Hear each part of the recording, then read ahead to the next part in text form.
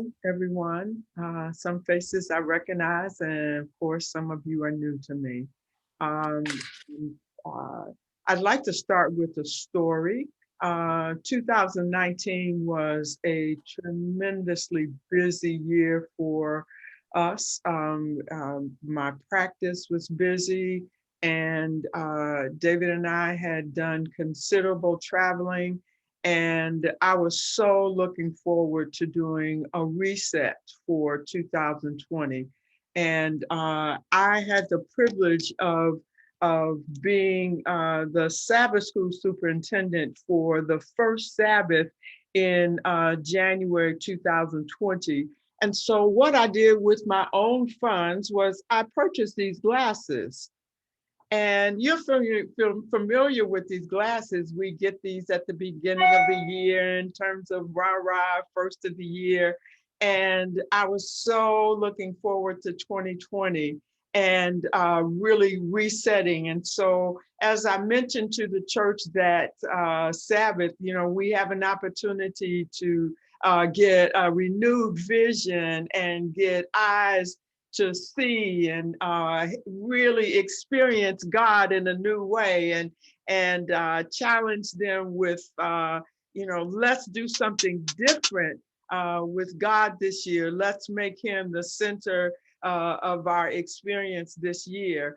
And little did I know, I also asked the church to keep these in near their wherever they did devotion. So when you looked at these glasses, you would be reminded to pray for someone. And so I indeed have these sitting up on my bookcase where my lounge chair is, and I look at them. And as 2020 unfolded, I was so looking forward to unpacking and really restoring some kind of balance and saying no at times. And I love to travel, but it was just time to cut back. And I was enjoying my 39th anniversary, no, my 39th anniversary, no, my 30th anniversary of my 39th birthday. And so I was thinking I really need to just slow my roll a little bit. And the last time I was in church was the second Sabbath in March. And I was, we were at that point told to back up and, for safety's sake, to have to come apart. And I don't know about you, but I certainly had some feelings about that. And I'm going to share my screen now and share my PowerPoint. And then we'll get rolling. I have some questions that I'm asking during the PowerPoint, and please at any time if you want to ask me a question, it's okay with me that we do. I suspect this time is going to go pretty fast. I usually over prepare, and so we'll just see how far we get. Okay. And my scripture I'd like to begin with this is one of my favorites in Proverbs 14:8. The wisdom of the shrewd person is to discern his way. And then, of course, this one in Psalm 139 and verse 23, and it says, examine me and probe my thoughts. Test me and know my concerns. And right here, I'd like to put a little plug in for the Passion Translation. For those of you who have a Bible on your iPads or on your phone, the TPT is what is called the Passion Translation. I recently discovered it, and I absolutely love that translation. And I love Psalm 139 from that translation. Verse 4 says, you've gone into my future and you're already there, and you have set up some protection for me. And you have protected me even in my back. You have watched my, from the backside, you have me covered. This is my translation, but he has me covered even from my backside so that my past does not cause me harm. And even in my present, he is right here with me. And so I just want to put that plug in for that translation as we are talking about restoring balance. And I would like to ask a question. How many of you all have been operating out of balance in recent months? You can just say yay or nay. I can't see you. I have blocked off vision so I can see the PowerPoint here. So you can just say yes, no, and mute yourself again. But I would suspect many of us have been. Yes. Okay. Yes. Okay. Yes. I saw a really, really cute video with this woman singing 9 parts, and she made up a song about, staying out of the refrigerator, and it is so cute. And the idea is I've got to get out of that refrigerator. I got to stay away from the refrigerator. And many people have complained about putting on pandemic pounds or quarantine pounds. And so many of us have been operating out of balance. And as a result of being out of balance, how many of you all have experienced stress? Oh, yes. Definitely. Definitely, we have experienced stress for sure. And so I have a couple of definitions of stress here, and I'm going to start with this slide here. Stress is defined as a demand, either internal or external, that results in emotional arousal and requires a change of behavior.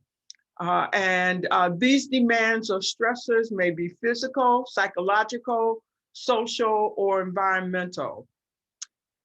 Take the form of a life, these stressors take the form of a life event or chronic strain like the pandemic, and are largely dependent upon the individual's perception of the danger. And so when we look at stress today, we certainly have really been challenged to look at the stress the pandemic has brought to bear.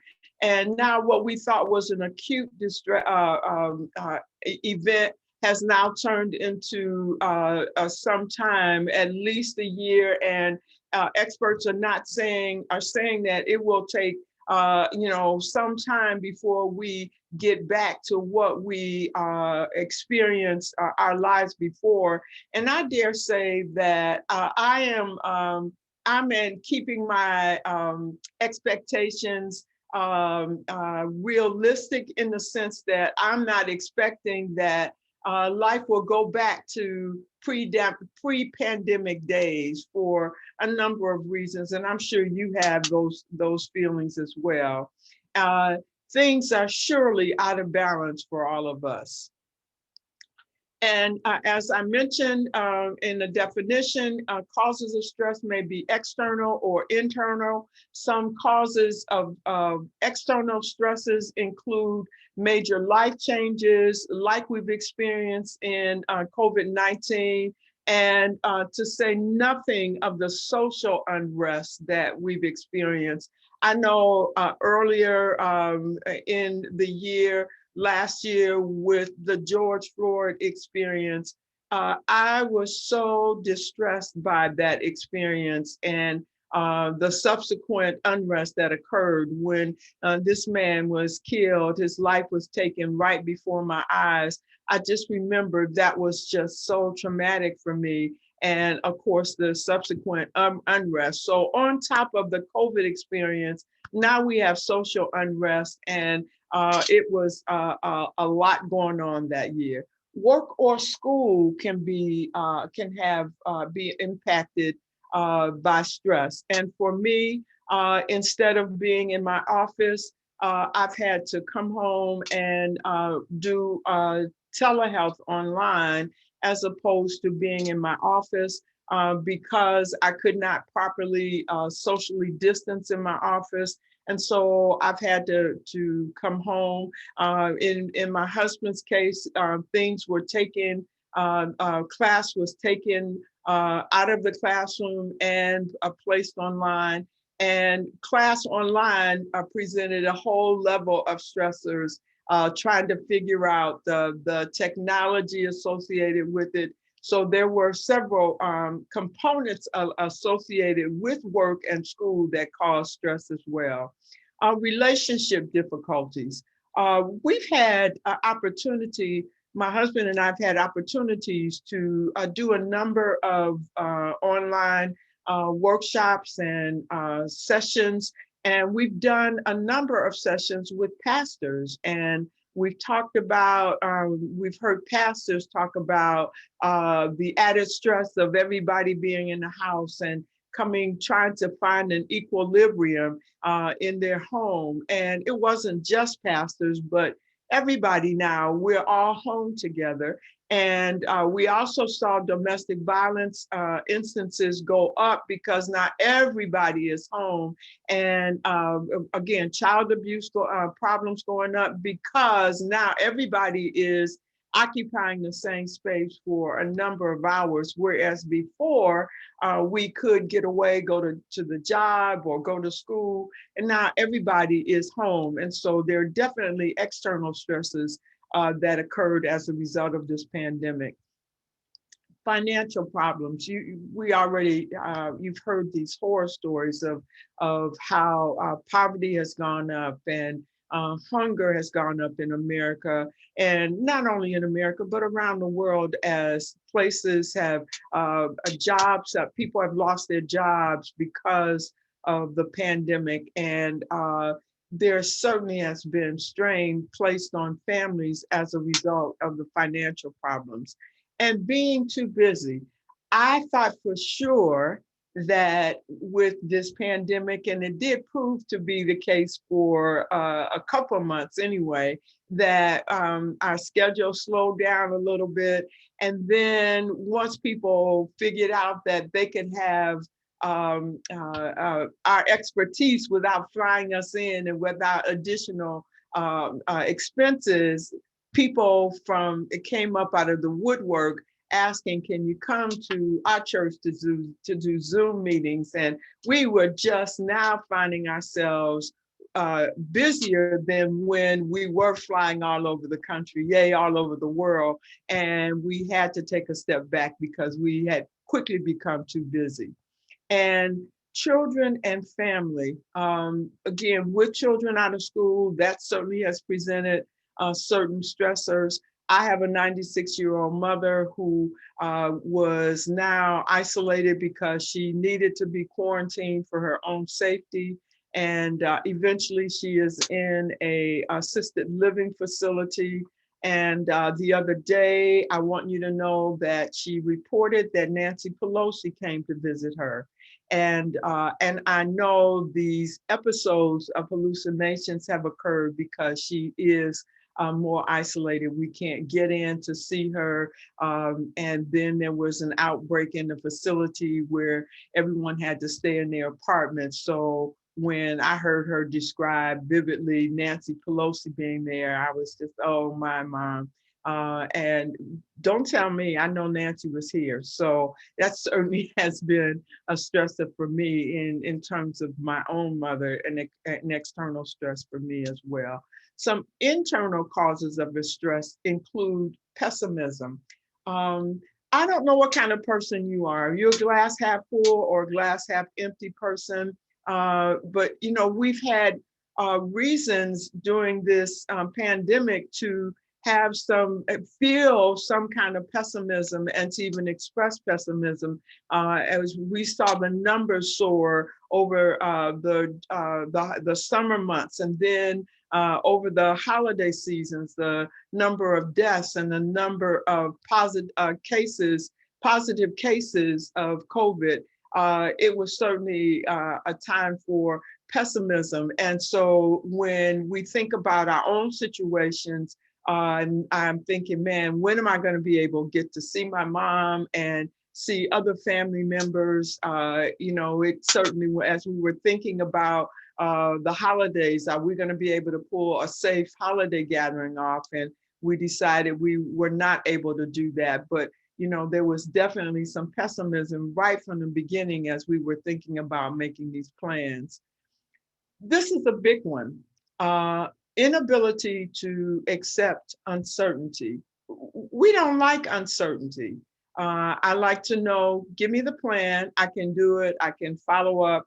I don't like this sense of I don't know what's going on, and it's everything is open-ended.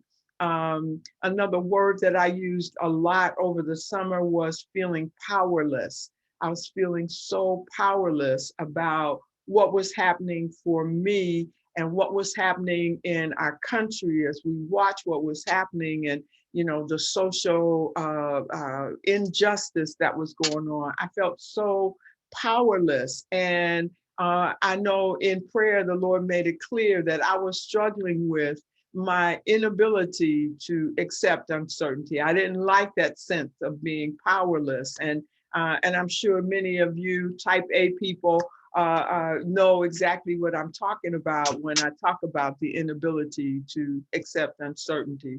And with that, there is some rigidity of thinking and lack of flexibility. We've always done it this way. We've always had church. Can't imagine church being another way. We've always done things this way. How can we have a gathering without music? How can we just get together online? And there are just a lot of issues around what can we do. We've always done it this way. And instead of thinking outside the box or reimagining another way of doing things, when we are unable to do that, that certainly creates some internal stress for us. Uh, this is another big one. I see this a lot in my counseling practice where people are engaged in negative self-talk. That was a stupid thing to do. You should have known better. And why couldn't you have done it better? We are probably all guilty of doing some negative self-talk, but I have been very intentional and encourage my clients to be very intentional about listening to how they talk to themselves. Gives them an idea of first of all, a cause for stress. When you're beating your own self down with negative comments about yourself, that certainly is a cause for distress. So I encourage people to listen to their self-talk and really learn to be gentle with yourself. And being gentle means that you need to make your negativity and your self-talk are off limits because you don't want to add additional layers of stress. Perfectionism. I was chuckling to myself as I was preparing. I really like my PowerPoints to be nice. I don't want to see any errors. And I didn't realize how much of a perfectionist I was until I've been home in this pandemic. I do bullet journal and journaling, and I've been doing some creative things with those bullet journalings. And oh my word, I have ditched the whole spread and glued the pages together and started all over again because of my perfectionism. And I'm moving to just be okay. The nature of a bullet journal is to have some place where you can collect your thoughts and to have a plan and to write down what you want to accomplish. And whether it's done quote unquote perfectly is really not the issue. And so I've been intentional about allowing myself just to enjoy things as opposed to having these unrealistic expectations of creating something, and it has to be perfect. The nature of creativity is it is what it is. And so when we have unrealistic expectations or we are operating in perfectionism, it certainly can be a cause for stress.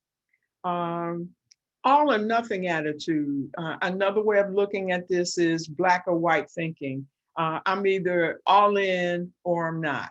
I'm either going to just do, everything. I'm going to just throw myself into something, or I'm not. I have clients who really have to, there's some clients in school, and they have to have this idea, they are living under this perfectionistic idea that they have to make A's.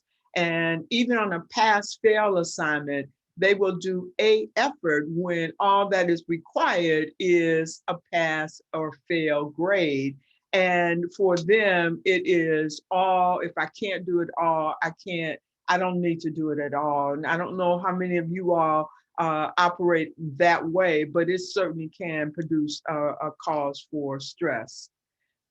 This living today in this once in a lifetime pandemic has devastating effects on our lifestyle, our health, our finances, even our sense of security. A couple weeks ago, I've had 2 doses of the vaccine, and I was asked to speak at this non-denominational forum, and I went for the first time to a gathering, and they promised that it would be social, everybody would have social distancing, and they were good, but there were a number of people who didn't have masks on. And even though I had both shots, I was thinking, I still want to demonstrate and be a role model for the CDC guidelines. So even when I wasn't up speaking, I had on my double mask and even had on a face shield. And after I finished talking, and in fact, I kept my face shield on and then took my double mask off. And I was just thinking, you know, although I know that I have the vaccine has afforded me some level of coverage. I still, with the variants around, I still want to be protected for sure. But this sense of security, I don't know about you, but this sense of feeling I'm safe in terms of, you know, what's out there, and it has certainly been impacted as a result of this pandemic. And I would ask you, in what ways has this pandemic caused internal or external stress for you?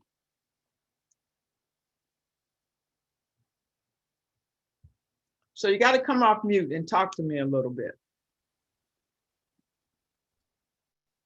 I can no longer do what I used to do. You can't even just jump up and go to the grocery store or go to the mall. Yeah.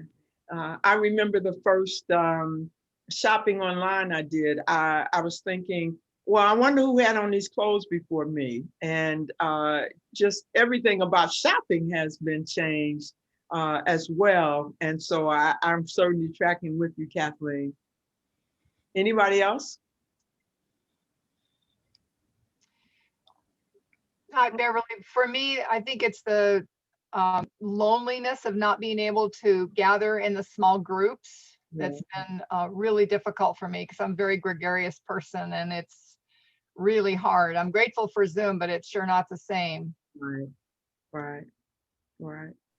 I go along with Teresa because I like to have people in for brunch or lunch, and I haven't been able to do that in a while. And another thing that kind of stresses me too is not all my friends are on the same level as I am about the virus. So I only associate with, not that I associate, but you know, with people really who are on the same level as I am. Yes. I agree with you, Beverly, in your statement, the feeling of powerlessness that has come with all of this. That's the internal part of it. It's just nothing that we can, I feel like it's nothing I have control over anymore. Yes, absolutely. We have a couple of comments in the chat that I'll share.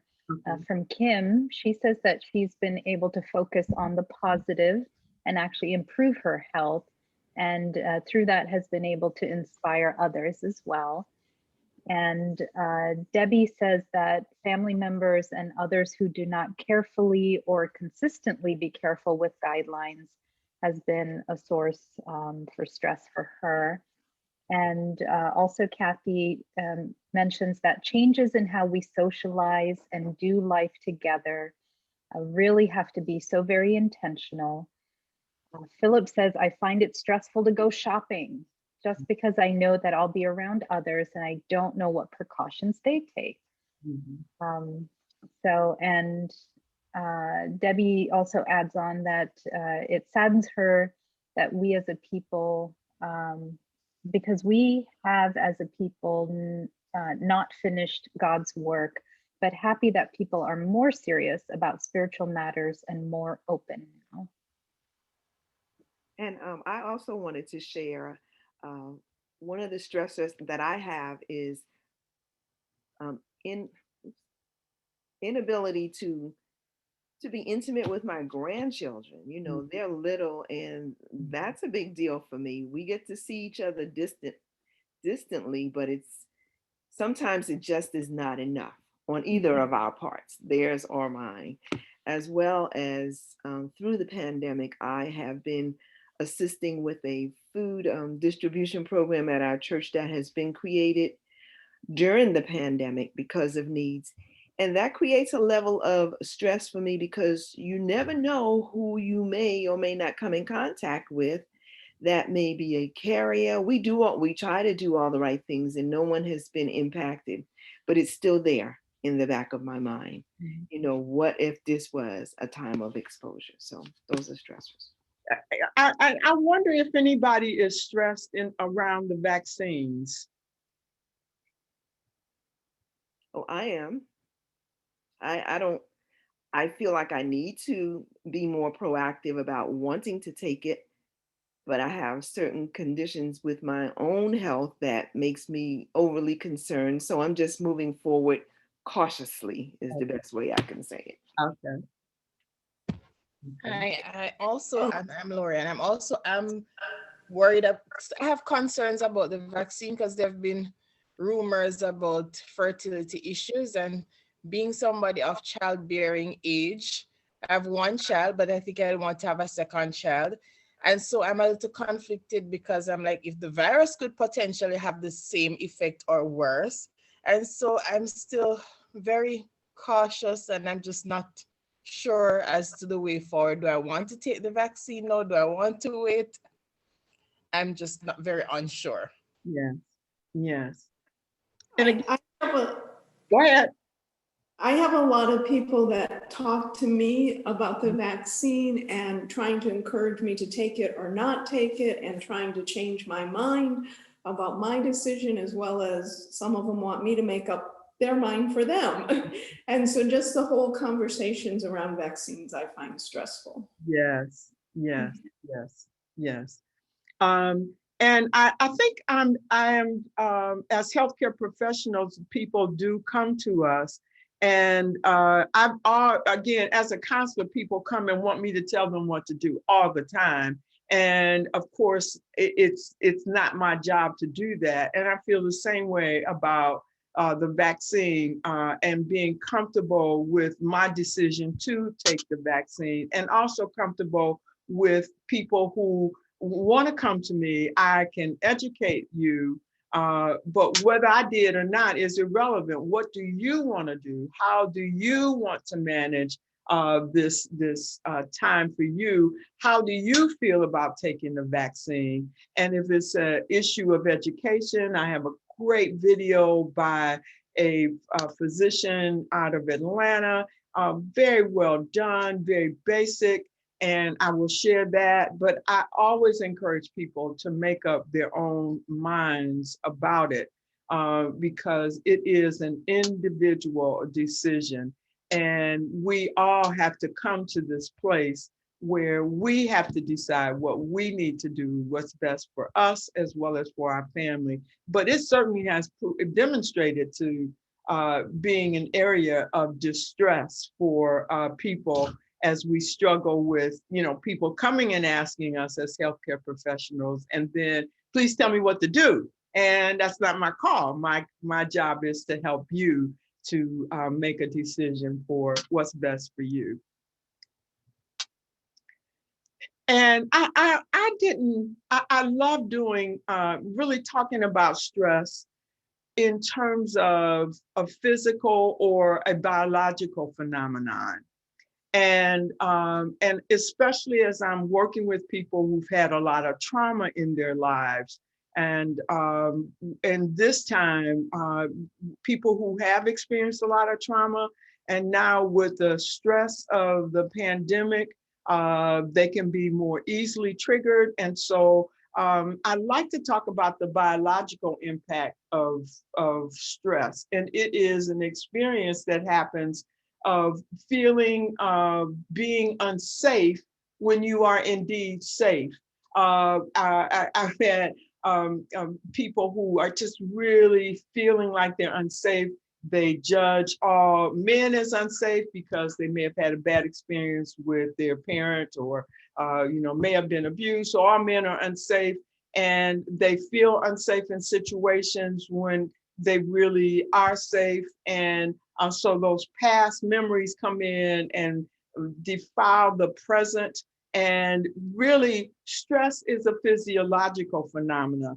And I just want to say that, and I wish I had more time to develop that, but I don't.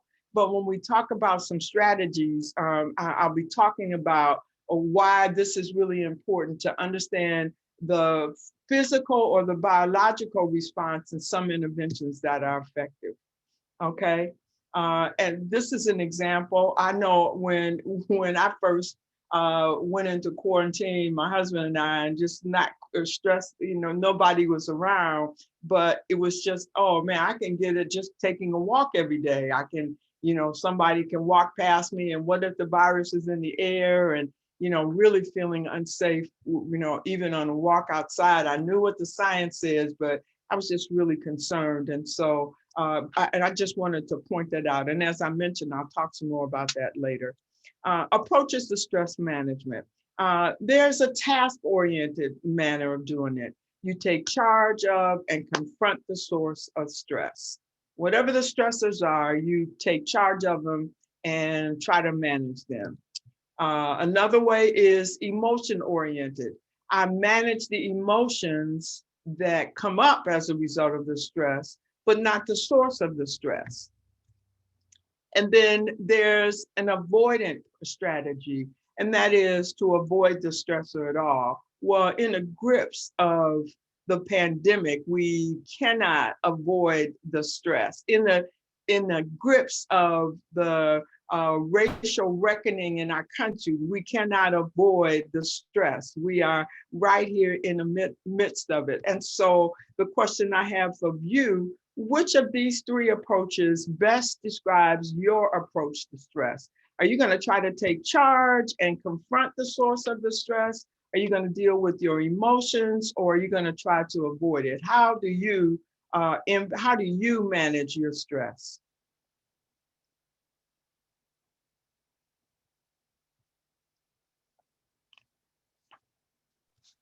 One of my big things is to go to bed, make sure I get good sleep at night, which often suffers when I'm under stress. So doing what I can to actually get a good restful sleep is very helpful for me. Okay, so you are, so how do you confront the source of the stress? How do you manage your emotions? So you're thinking, if I get some sleep, I'm going to be better able to manage the stress, or as you're going to bed earlier, an avoidance of the stress?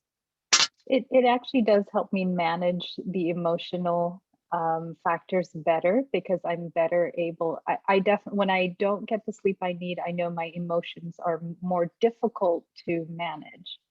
So it is to kind of manage the emotions and to help me better comprehend what my emotions are as well. Okay. Okay. Anybody else? I think my go-to option is more of one of avoidance, usually. Okay. To avoid the stressor. Okay. I'm more task oriented. I want to figure out what it is and then do what I need to do to redirect things or to confront the situation, because I don't want that to continue to be a reoccurring area of stress. I want to figure it out and either stop it by stopping them or change the way I'm approaching it by stopping me. Okay. All right. I tend to be task orientated, but I have found in life that sometimes if I'm task orientated and haven't dealt with my own emotions, that the task orientated approach isn't the best. So I'm trying to combine a combination of them now. Okay. Okay. We have some comments in the chat as well. Teresa says that she does a bit of all three depending on the situation. Linda says she took charge of being alone at one point and created a Zoom group of friends and colleagues. So to deal with that. So it was a task-oriented approach. And Debbie shares that when her husband got sick, let's see. So it looks like it was a task oriented. She spent the summer outside gardening, doing yard work, which helped with the recuperation as well for her husband. All right. All right. I thought this would be important we just do things and perhaps we're not understanding how we are responding to stress. So I thought it would be important to highlight. You can be task oriented, emotion oriented, or you can avoid the stress. And I like the comment of someone who said, I can do all three, just depends on what the situation is. I tend to, because I focus on emotions, I tend to be more emotion oriented to manage how I feel about the stress, but these other things are certainly very important as well. So it just gives you a framework of how to look at what you do to manage your stress. Whatever the event is, there are ways of coping with the problem and regaining your balance. And we already talked about some of these. I left this slide in because I do want to talk about the caregiver stress and the grief and loss. Now, I don't know if anybody here has lost someone they know close to them, or someone who's died as a result of COVID, or you care for somebody who's had COVID. I have a colleague who her husband is a long hauler. He had it at Thanksgiving, and he is just now beginning to be able to go from the bed to the bathroom without getting winded. And so he's definitely a long hauler. And so there's definitely some stress related to caregiver managing, someone who has been sick, as well as the grief and loss associated with COVID. And so just the idea, the sources of stress, again, we can't control who may or may not die as a result of being exposed to COVID, and even those who have caregiving responsibilities. But anyway, 5 things you should know about stress. Stress affects all of us. And of course, there's some good stress as well as bad stress. And we all feel it. And it's when stress is short term, not so bad, but when it's long-term or chronic, it really has an impact upon us. And again, it's beyond the scope of this particular talk, but the biological impact of chronic stress on brain development for children, and even those of us as adults, when we're under prolonged periods of stress, how it impacts our physical, emotional, and spiritual health is well documented. And as I mentioned, not all stress is bad. Stress can motivate people to prepare or perform. Again, knowing you have an interview, you get prepared, and the more prepared you are, perhaps the less stress you will feel. There are many ways that we experience stress, but it's not all bad. And it can even be life-saving in some situations. Again, this biological impact. Let me just drop this gem on you. Our emotional brain, our limbic system is 500 times quicker than our prefrontal cortex, or and when I talk to clients, I say your thinking brain. So your emotional brain is 500 times quicker than your emotional brain. And so it certainly is a life-saving thing. I'm driving down the highway and my emotional brain, my amygdala specifically says there's danger and alerts other parts of my brain to prepare for battle or prepare to protect oneself from the danger. And so I'm driving down the highway, a deer jumps in front of me. And so because my emotional brain is responding 500 times quicker, my foot is on the brake before I say, oh, that was a deer that just crossed the road. I think I better brake. And so it certainly has a life-saving impact, can be life-saving, I would say. And so that's when you are in danger. So not all stress is bad. And as I mentioned, long-term stress really has a significant impact upon our physical health, the stress hormones that are floating around and the damage it does to our brain chemistry as well as to other parts of our body. That's, of course, well documented as well. With chronic stress, these life-saving responses in your body can certainly suppress your immune, your digestion, sleep, and reproductive systems, which may cause them to stop working normally.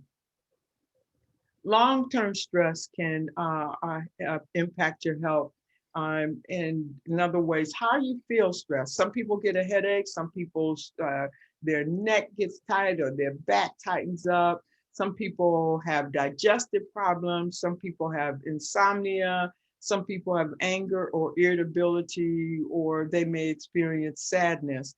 And do you know how you experience stress, even when you're under long-term stress, like we've been for the last year or so?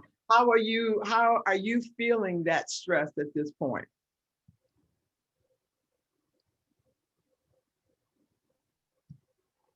All of the above? Is All of that the, an option? yes, absolutely. All of the above. People under chronic stress are more prone to frequent and severe viral infections, such as the flu or the common cold. And routine stress may be the hardest type of stress to notice at first when you're just going through and you're under stress because the sidewalk. We have a beautiful day here in Michigan today. The sun is out, but it's about 18 degrees. But you're concerned about, is my sidewalk clean? Am I going to be able to get out tomorrow? We're expecting more snow.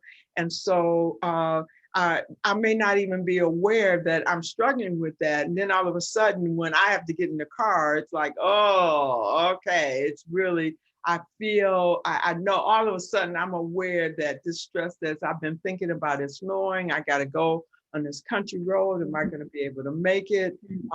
So when we have this routine stress that turns into more chronic stress, it really is a challenge for us in terms of our health as well. Certainly high blood pressure, diabetes, and other lifestyle diseases are related to having long-term stress. There are ways to manage stress. There's some basic things. The effects of stress build up over time. Taking practical steps to manage your stress is very important. And what kind of things can you do? Here's some practical steps. You got to first recognize that you are feeling stress and, oh, I'm having difficulty sleeping. I'm really struggling here. When I've done this talk with people who are use alcohol and other substances, in fact, I have a client who has certainly increased his drinking since he's been in quarantine a lot. People can get very easily angered, feeling depressed, and having low energy. Sometimes you just want to go from the couch to the bed, to the couch to the comfortable chair, and then back to the bed. Those are all signs that you may be feeling stressed. We can't say enough about eating a healthy diet. Certainly when you are eating a healthy diet, again, this is lifestyle. This is our message as a church to really highlight the importance of eating a healthy diet. And we know that foods we eat certainly influence our minds. Full of when we eat foods full of processed or convenience food, refined carbohydrates and sugary snacks will not help us during this stress time at all. Get regular exercise. I know I have, since I have been in the pandemic, in quarantine and more time at home, I make sure I exercise and get at least 10,000 steps a day. Even when I don't feel like it, I get those steps in. I just, I love this cartoon. Exercise is a great way to reduce stress. Well, speak for yourself. You know, everybody doesn't feel that way, but I always encourage my clients, please, please, please exercise. If you don't do anything but move, walk, do a walk around your home, walk around, go upstairs and downstairs, just walk around when you're feeling upset. We know that just moving your body, changing positions will help you to relax. And Angie already talked about rest. I'm certainly there with her. I make absolutely no decisions after 7 because I am totally irrational. I know I am a day person. You catch me at 5 in the morning, I'm going to sing to you, and we're going to have a great conversation. Don't talk to me. I'm trying to get to bed by 9, and I know that already. Got to get my rest. If I have my rest, I'm going to function a lot better. Things look different in the morning. I tell everybody, do not try to talk to me to make a decision, whatever it is, because I can't help you. I have to get my rest, and I know that. Trying a relaxing exercise. What does that mean, trying a relaxing exercise? There's a great website, this website, and this is Complementary Health. There's some things that we can do, yoga, meditation. Those things are really very important. The older I get, the more I know I need to stretch. And so I find it to be relaxing just to get, I just recently purchased a yoga mat, and I'm stretching on the floor. It has different positions I can get in, and just trying to relax and care for my body. Really very important to do so. So some things that we can do, just trying a relaxing exercise. Setting goals and priorities. This is really very important. Sometimes we can get bogged down in trying to get everything done, and sometimes everything doesn't need to get done. Today, I'm going to sacrifice dusting so I can make sure I wash my dishes, or I'm gonna make sure my bathroom is clean, and I'm not gonna worry about my closet where I need to thin out, so to give to somebody else. And so I've had to just really, now that I'm home and you're around in your environment, and right now I have to make sure where I sit, I'm comfortable. I'm not seeing any clutter where I sit. So that's my goal, to make sure that where I am while I'm doing my counseling, to set that reasonable goal and prioritize being prepared and fully ready to give to the people that I have been tasked to minister to. And so what to do, how to manage that. I don't want to be on overload. The other day, while the game was going on, or what we thought was a game, I was doing my bullet journaling and playing around and having fun with that. And I make it a business of doing something relaxing and creative every day, something that you can do. That's a goal I have, and you can set goals and priorities for yourself. This one is really, really very important. I love this little exercise. And it is stop whatever you do. It's called stop, and it's mindfulness stress reduction technique. Um, it's an acronym, and the stop is the S is whatever you're doing. Take a momentary pause, and the T is take a few deep breaths and observe your experience as it is with a sense of curiosity, and then proceed, resume what you were doing. What I got a Apple Watch last year, and one of the cool features of it is it reminds you to move every hour. And so 10 minutes to, if you haven't moved, it'll alert you to, it's time to get up and move. And I will even say, hey, you're almost there, and you'll get a point when you move. And then another feature is take time to breathe and take some deep breaths. And so I began doing that, and it really does help. The one thing about stress and anxiety and fear, I have a great definition of fear, and fear being a present perception of something that's going to come to me in the future. Something bad is going to happen to me in the future. And when I take a deep breath, when I engage in that breathing exercise during the day, I get a reminder to stop and take some deep breaths. And I observe what I'm feeling. I observe what's going on around me. And in that observation, it causes me to pay attention to the present moment. What's going to happen in the future, I can't manage that. But what I can manage right now is what I can manage, this here and now. And so taking those deep breaths and observing how I'm feeling, what's going on in my environment is really very important, and then proceed. I found this to be extremely, extremely helpful. And it takes some practice, some getting used to, but it's really good just to remind me, just to pay attention to where I am today. And I'm gonna just rush real quickly to just mention this again. Just remind yourself to do that throughout the day. I don't know how many of you all do progressive muscle relaxation, but that's another one.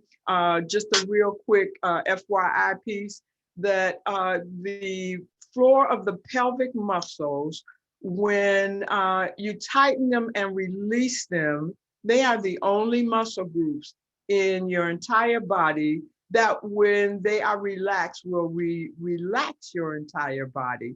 And so I remind my clients to tighten those Kegel muscles, relax them, tighten them, relax them, and take some deep breaths throughout the day, especially when you're feeling stressed. And people have said it really does work. We've already talked about the need to stay connected. If you are not part of a community, please get connected with people who know you, who can see you, love you for who you are. Very, very important to provide emotional support. You can do that with friends, family members, a community, or some people in your church. 12-step programs, Journey to Wholeness. Whoa, whoa, Angie. It's a good place to be. So very, very important. I'm a counselor, so I am a firm believer. There is absolutely nothing wrong with talking to someone. If things get tight, if things get hard, it's really very important to be able to find someone who can help you during this time.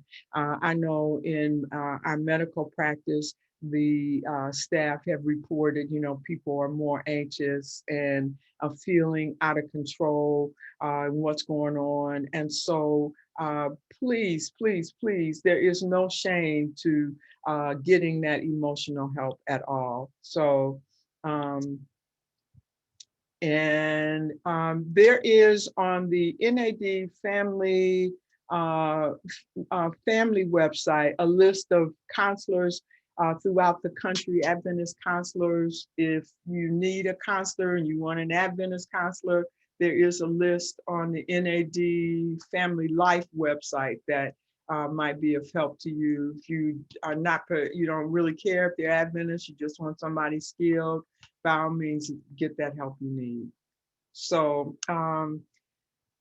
just real quickly, and I know I'm over my time, I just want to emphasize the order. Look at this order, to be intentional about putting our priorities in the correct order. Family, God, family, self-care, and ministry to others. We are so prone to get that out of order, but having relationship with God, our family, self-care, and ministry to others, critical to consider, really, really highlighting your relationship with God. As I wind down here, I ask people, when Jesus was walking, I think it's Luke chapter 12, when Jesus was walking with the disciples and he ran across Bartimaeus, and they tried to get Bartimaeus to be quiet, and Bartimaeus was not willing to be quiet. And so Jesus said, he stopped his movement and said, hey, call him over here. And Bartimaeus came, and Jesus asked this question. He asked, what do you want me to do for you?